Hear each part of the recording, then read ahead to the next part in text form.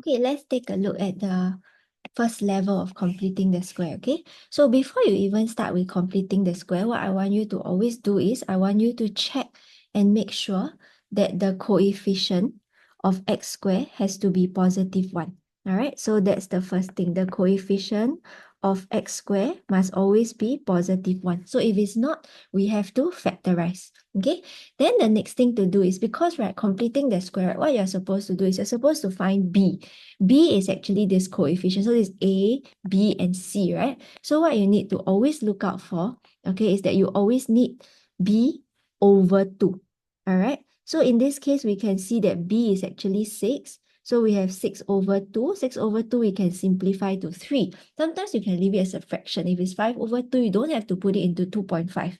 Okay, because eventually you can just use your calculator. So what we want to do here is, okay, I always tell my students, right, that you always write the first two terms, leave a gap, and then write the third term. Okay, so like that, x squared plus 6x, leave a gap for me, and then plus 7. So what is going to happen here is you're going to plus and you're going to minus the exact same thing. Why do you do that? Because you're not allowed to change the expression, right? Not allowed to change the question. So this is bracket, bracket. What is in the bracket is always b over 2, which is this one. Okay, b over 2 square.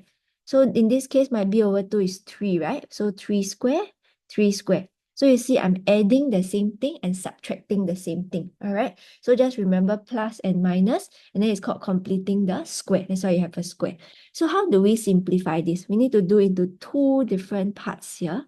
So for the pink color portion, right?